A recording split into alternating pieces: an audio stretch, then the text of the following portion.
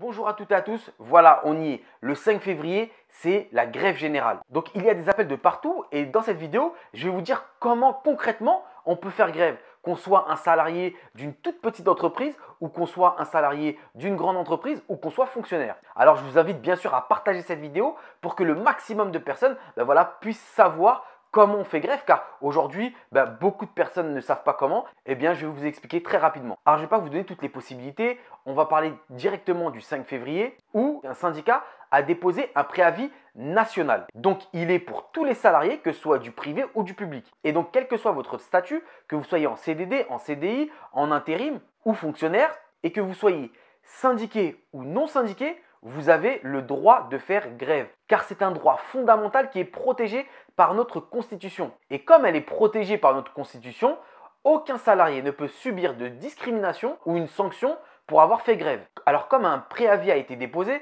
vous n'avez pas de délai de prévenance pour prévenir votre employeur. Vous vous mettez en grève et donc vous pouvez prévenir votre employeur le jour de votre prise de service. Alors seules des professions assez spécifiques ont des délais de prévenance de 48 heures. Concrètement, si vous êtes dans une entreprise où il y a très peu de personnes, où vous êtes peut-être la seule, vous avez le droit de faire grève car c'est une grève nationale. C'est un préavis national, donc que vous soyez 1, 2, 3 ou 4 personnes ou plus, vous pouvez faire grève. Alors bien entendu, il faut être bienveillant et que si vous avez des bonnes relations avec votre direction, n'hésitez pas à les prévenir en avance pour qu'ils puissent par exemple reporter des rendez-vous que vous avez peut-être ce jour-là. Vous pouvez bien sûr prévenir votre employeur, mais vous n'êtes pas obligé. Donc vous prévenez un peu avant l'heure où vous devez commencer votre service et vous vous déclarez donc gréviste. Par contre, quand vous vous déclarez gréviste, il ne faut donc pas venir au travail ou venir travailler à une cadence par exemple moindre pour gêner tout simplement le fonctionnement de l'entreprise. Là, ça pourrait vous être reproché parce que quand on se déclare gréviste,